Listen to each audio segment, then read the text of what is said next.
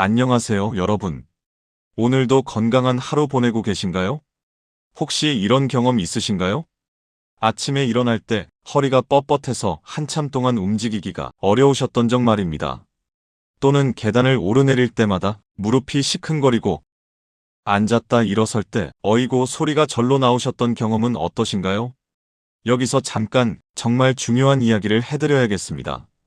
만약 이런 증상을 계속 방치하신다면 단순한 통증이 아닌 심각한 문제로 발전할 수 있습니다. 실제로 관절염 환자분들이 심장질환으로 사망할 확률이 20%나 높다는 스웨덴 룬드 대학교 연구 결과가 있을 정도입니다. 관절이 아파서 움직이지 않게 되면 비만해지고 그로 인해 심혈관계 질환의 위험이 크게 증가하기 때문이죠. 하지만 걱정하지 마세요. 오늘 제가 알려드릴 간단하면서도 과학적으로 검증된 방법들을 따라하시면 여러분의 허리와 관절 건강을 크게 개선하실 수 있습니다. 저는 여러분과 함께 건강한 노후를 만들어가는 시니어 건강 오디오입니다. 건강 분야를 연구하며 수많은 어르신들의 건강 회복 사례를 직접 목격해왔습니다. 오늘은 특별히 60대 이상 시니어분들께서 가장 많이 겪으시는 허리 통증과 관절 문제를 해결할 수 있는 4가지 핵심 방법을 준비했습니다. 운동법은 물론이고 우리 조상들이 5000년간 써온 혈자리 지압법과 올바른 찜질법까지 모두 알려드릴게요. 정말 효과가 있는 방법들이니까 끝까지 함께 해주시고 영상이 도움이 되셨다면 구독과 좋아요 버튼도 꾹 눌러주세요. 첫 번째 이야기는 걷기의 기적을 경험한 부산에 사시는 72살의 박경자 할머니 이야기부터 들려드리겠습니다. 경자 할머니는 3년 전까지만 해도 허리가 너무 아파서 집 앞 마트에 가는 것조차 힘들어 하셨습니다. 아침에 일어날 때마다 허리가 굳어서 한참을 앉아 계시다가 겨우 일어나실 정도였죠. 처음에는 나이가 들어서 그런가 보다 하며 체념하고 계셨는데 어느 날 이웃 할머니가 매일 아침 걷기 운동을 하는 모습을 보시고 반신반의하며 따라해보기 시작하셨습니다. 첫 주에는 집 앞을 5분 정도만 천천히 걸으셨어요. 힘들어서 더 걸을 수가 없으셨거든요. 그런데 놀라운 일이 일어났습니다. 2주째부터 조금씩 허리가 덜 아프기 시작한 거예요. 한 달이 지나자 10분, 2달이 지나자 20분까지 걸을 수 있게 되셨습니다. 그리고 석 달 후에는 완전히 다른 사람이 되셨어요. 아침에 일어날 때 허리가 뻣뻣하지 않고 마트에서 장을 보고 와도 허리가 아프지 않다고 하시더라고요. 왜 걷기가 이렇게 효과적일까요? 이건 우연이 아닙니다. 의학 연구에 따르면 하루 30분씩 석 달간 걷기를 실천하면 허리 통증이 21% 감소한다고 합니다. 하루 1시간씩 주 5일 이상 걸으면 무려 24%의 통증이 감소한다고 해요. 왜 그럴까요? 걷기 운동을 하게 되면 허리를 지지해주는 근육들이 자연스럽게 강화됩니다. 특히 척추 주변의 작은 근육들과 복부 근육이 튼튼해져서 허리에 가해지는 부담을 줄여주는 거예요.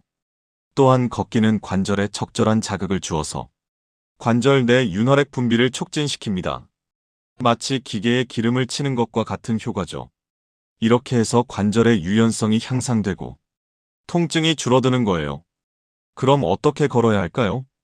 처음 시작하시는 분들은 경자 할머니처럼 무리하지 마세요. 첫 주에는 집 앞을 5분 정도만 천천히 걸어보세요. 숨이 차지 않을 정도의 속도로 걸으시면 됩니다. 혹시 무릎이나 발목에 통증이 있으시면 더 짧게 2, 3분만 걸으셔도 괜찮습니다. 둘째 주부터는 매일 2, 3분씩 시간을 늘려보세요. 한 달 후에는 15분 정도 걸을 수 있게 되실 거예요. 목표는 하루 30분인데 한 번에 30분을 걷기 어려우시면 아침에 15분, 저녁에 15분 나누어서 걸으셔도 됩니다. 걸을 때는 등을 곧게 펴고 시선은 정면을 향해 주세요. 팔은 자연스럽게 흔들면서 걸으시고 발 뒤꿈치부터 발가락 순서로 땅에 닿게 걸어주세요. 무엇보다 중요한 것은 꾸준히 하는 것입니다. 두 번째 이야기는 혈자리 지압으로 새 삶을 얻은 대구에 사시는 68 김철수 어르신 이야기입니다. 철수 어르신은 오랫동안 사무직에 종사하셔서 어깨와 목, 허리가 항상 굳어있는 상태셨어요. 특히 아침에 일어날 때 목을 돌리기 어려워서 고개를 조금만 돌려도 찌릿하는 통증 때문에 고생하셨죠. 병원에서는 거북목과 척추관 협착증 초기라는 진단을 받으셨어요. 의사 선생님께서 수술보다는 운동을 권하셨는데 처음에는 이 나이에 무슨 운동이냐며 반발하셨답니다. 그런데 한의원에서 우연히 혈자리 지압법을 배우게 되셨어요. 처음에는 이게 무슨 소용이 있겠나 하셨지만 매일 아침 저녁으로 손가락 마디 사이에 있는 합곡혈을 눌러주기 시작하셨습니다. 일주일 만에 목 돌리기가 한결 수월해진 걸 느끼셨다고 해요. 한 달 후에는 아침에 일어날 때 목과 어깨가 굳지 않게 되셨고 2달 후에는 허리를 굽히고 세는 동작도 훨씬 편해지셨어요. 지금은 매일 아침 10분씩 혈자리 지압을 하시면서 완전히 새로운 삶을 사고 계신답니다. 많은 분들이 혈자리 지압을 미신이나 옛날 방법으로 생각하시는데 실제로는 과학적인 근거가 있습니다. 한의학에서 말하는 경혈은 우리 몸의 신경과 혈관이 집중된 부위예요. 이곳을 자극하면 신경계가 활성화되어 통증을 완화하고 혈액순환을 개선하는 효과가 있습니다. 특히 손발에는 우리 몸 전체와 연결된 반사구역이 있어서 이곳을 자극하면 멀리 떨어진 부위의 통증도 완화할 수 있어요. 이는 관문조절이론이라는 의학 이론으로도 설명이 됩니다. 한의학 전문가가 발표한 연구에 따르면 정확한 혈자리를 꾸준히 자극하면 통증 완화뿐만 아니라 스트레스 해소와 면역력 향상에도 도움이 된다고 해요. 그럼 어떤 혈자리를 어떻게 눌러야 할까요? 관절과 허리 통증에 특히 좋은 5곳을 알려드리겠습니다. 첫 번째는 합곡혈입니다. 엄지손가락과 검지손가락 사이, 엄지 쪽 뼈가 시작되는 부분에 있어요.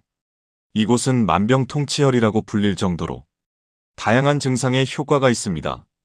특히 목과 어깨, 허리 통증에 아주 좋아요. 반대쪽 손 엄지로 3초간 지그시 눌렀다가 떼기를 10번 반복해주세요. 두 번째는 골륜혈입니다. 바깥쪽 복사뼈 뒤쪽 아킬레스건과 만나는 움푹한 곳에 있어요. 허리 통증과 좌골신경통에 특히 효과적입니다. 이곳은 손가락으로 누르기 어려우니까 볼펜 뒤쪽 같은 뭉툭한 것으로 3초간 눌렀다 떼기를 5번 해주세요. 세 번째는 용천혈입니다. 발바닥 가운데 오목한 곳인데 발가락을 굽혔을 때 가장 들어가는 부분이에요. 스트레스성 통증과 전신 피로에 아주 좋습니다. 앉아서 엄지손가락으로 10초간 지그시 눌러주세요. 네 번째는 견정혈입니다. 목뼈에서 가장 튀어나온 뼈와 어깨 끝을 연결한 선의 중간 지점에 있어요. 목과 어깨 결림에 탁월합니다. 반대쪽 손으로 2, 3초간 원을 그리며 주물러주세요. 다섯 번째는 태계혈입니다. 안쪽 복사뼈 뒤쪽 아킬레스건과 만나는 부분이에요. 몸속 독소 배출과 피로 회복에 좋습니다. 엄지손가락으로 부드럽게 원을 그리며 1분간 마사지해주세요. 이 5곳을 매일 아침 저녁으로 각각 1분씩만 눌러주셔도 놀라운 효과를 보실 수 있을 거예요. 세 번째 이야기는 찜질의 마법을 경험한 인천에 사시는 70세 이순자 할머니 이야기를 들려드리겠습니다. 순자 할머니는 퇴행성 관절염으로 오랫동안 고생하셨어요. 특히 무릎이 아파서 계단을 오르내리기가 너무 힘드셨고 아침에 일어날 때마다 관절이 뻣뻣해서 움직이기가 어려우셨죠. 처음에는 아프면 따뜻하게 찜질하면 된다는 옛날 방법만 믿고 계셨어요. 그런데 급성으로 통증이 심해졌을 때 온찜질을 했더니 오히려 더 아프고 부어오르는 경험을 하셨답니다. 그때 병원에서 급성일 때는 냉찜질을, 만성일 때는 온찜질을 해야 한다는 올바른 방법을 배우게 되셨어요. 그 후로 상황에 맞게 찜질 방법을 바꿔가며 하시니까 놀라운 변화가 일어났습니다. 급성 통증이 있을 때는 냉찜질로 염증을 가라앉히고 평상시에는 온찜질로 혈액순환을 도와주니까 통증이 크게 줄어들었어요. 지금은 아침에 온찜질 10분, 운동 후에 냉찜질 10분 하시면서 무릎 통증 없이 일상생활을 즐기고 계십니다. 많은 분들이 아프면 따뜻하게 찜질한다고만 알고 계시는데 사실은 상황에 따라 다르게 해야 합니다. 냉찜질은 혈관을 수축시켜서 염증과 부종을 줄여주는 효과가 있어요. 급성 통증이나 갑자기 삐끗했을 때, 관절이 붓고 열감이 있을 때 효과적입니다. 의학 전문 자료에 따르면 부상 직후 2, 4일 동안은 반드시 냉찜질을 해야 한다고 해요. 반면 온찜질은 혈관을 확장시켜서 혈액순환을 좋게 하고 근육을 이완시키는 효과가 있습니다. 만성 통증이나 관절이 뻣뻣할 때 운동하기 전에 몸을 풀어줄 때 좋아요. 해외 연구 자료에 따르면 올바른 시점에 적절한 찜질을 하면 통증 완화 효과가 최대 50%까지 증가한다고 합니다. 그럼 언제 어떤 찜질을 해야 할까요? 간단한 원칙을 알려드릴게요. 허리를 삐끗했거나 갑자기 아플 때, 관절이 붓고 뜨거울 때, 운동 후 통증이 심할 때는 냉찜질을 해야 합니다. 냉찜질 방법은 이래요. 얼음이나 냉각팩을 얇은 수건에 감싸서 아픈 부위에 대주세요. 절대 얼음을 직접 피부에 대면 안 됩니다. 한 번에 15분에서 20분, 하루 서너 번 해주시면 됩니다. 온찜질을 해야 하는 경우는 아침에 관절이 뻣뻣할 때, 만성 통증이 있을 때, 운동하기 전에, 몸을 풀어줄 때, 추운 날씨에 관절이 더 아플 때입니다. 온찜질 방법은 이렇게 하세요. 온찜질팩이나 따뜻한 수건을 아픈 부위에 대주세요. 너무 뜨거우면 화상 위험이 있으니까 적당히 따뜻한 정도로 해주세요. 한 번에 20분에서 30분, 하루 두세 번 하시면 됩니다. 당뇨병이 있으시거나 감각이 둔한 분들은 화상이나 동상 위험이 있으니까 온도를 꼭 확인하세요. 그리고 너무 오래 하지 마시고 피부가 빨갛게 되거나 이상하면 바로 중단하세요. 네 번째 이야기는 생활습관 개선으로 건강을 되찾은 69 정명희 할머니 이야기입니다. 명희 할머니는 오랫동안 잘못된 자세로 인한 만성 허리 통증에 시달리셨어요. 특히 바닥에 양반다리로 앉아서 TV를 보거나 빨래를 개는 습관 때문에 무릎과 허리가 점점 더 아파지셨죠. 또한 무거운 김치통을 혼자서 들거나 청소할 때 허리를 깊이 숙이는 잘못된 동작들을 반복하셨어요. 진통제를 먹어도 일시적일 뿐 근본적인 해결이 되지 않았습니다. 그러다 지역 보건소에서 시니어 건강교실을 듣게 되셨어요. 거기서 올바른 자세와 생활습관의 중요성을 배우고 하나씩 실천해보기 시작하셨습니다. 가장 먼저 바꾸신 건 앉는 자세였어요. 바닥 대신 의자에 앉기 시작하셨고 물건을 들 때는 무릎을 구부려서 다리 힘으로 들어올리는 방법을 익히셨어요. 또한 오래 같은 자세를 유지하지 않고 자주 자세를 바꿔주셨죠. 석 달 후 놀라운 변화가 일어났습니다. 아침에 일어날 때 허리가 굳지 않고 하루 종일 앉아 있어도 통증이 생기지 않게 되셨어요. 지금은 손자 손녀들과 함께 공원에서 산책을 즐기실 정도로 건강해지셨답니다. 의학 전문 자료에 따르면 올바른 자세와 생활 습관만으로도 허리 통증의 80%를 예방할 수 있다고 합니다. 잘못된 자세는 관절과 근육에 지속적인 스트레스를 가해서 연골의 마모를 촉진하고 근육의 불균형을 만들어요. 반대로 올바른 자세를 유지하면 체중이 골고루 분산되어 관절의 부담이 줄어들고 근육도 균형 있게 발달할 수 있습니다.